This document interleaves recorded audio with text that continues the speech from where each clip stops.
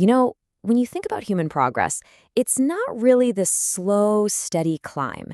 It's more like these huge, game-changing leaps.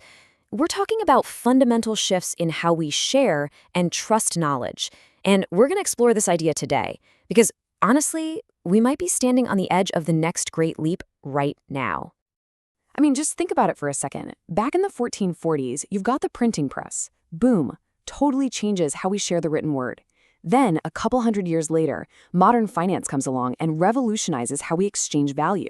These weren't just clever inventions, right? They were basically new operating systems for society. So, that begs the question, what's the next big shift for our era, this age of data and AI?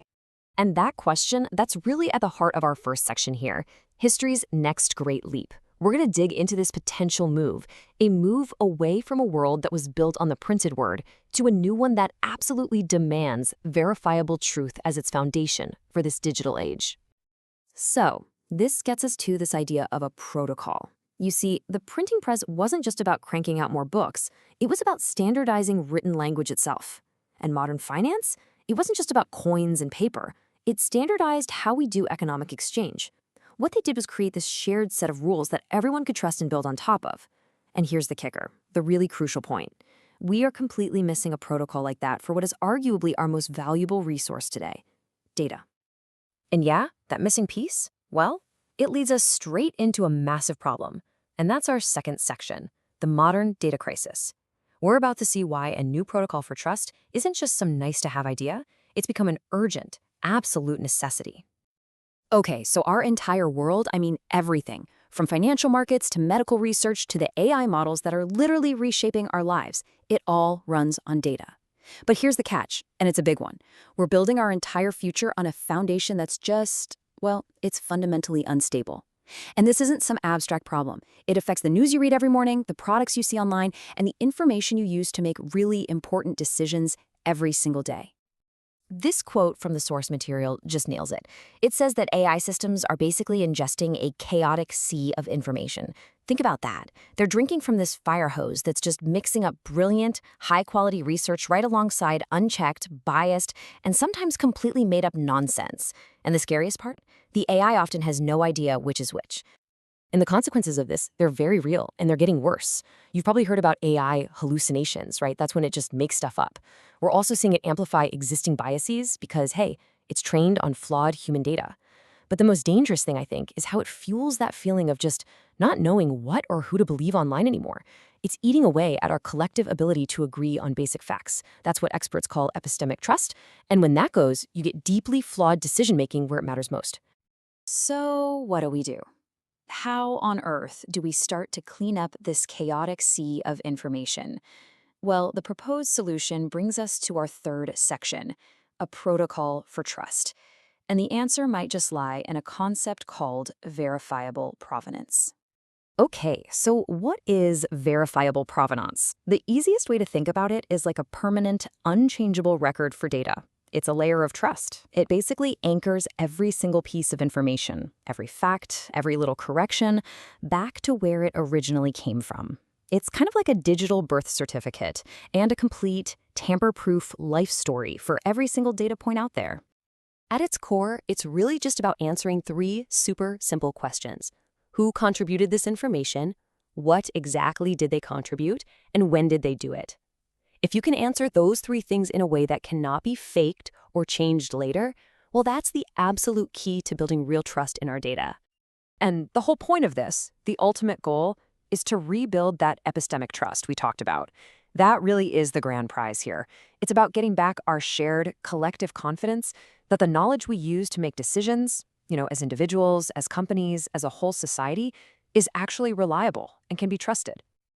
But just having a cool protocol isn't enough, right? You have to find a way to get people and systems to actually use it. And this brings us to a really fascinating idea in our fourth section, the economy of truth. This is all about how you can use money, financial incentives, to encourage people to create high-quality information. This is really the core innovation here, and you see it in systems like Codata. The big idea is to stop treating data like it's some bulk commodity, like oil or green, where just having more is always better.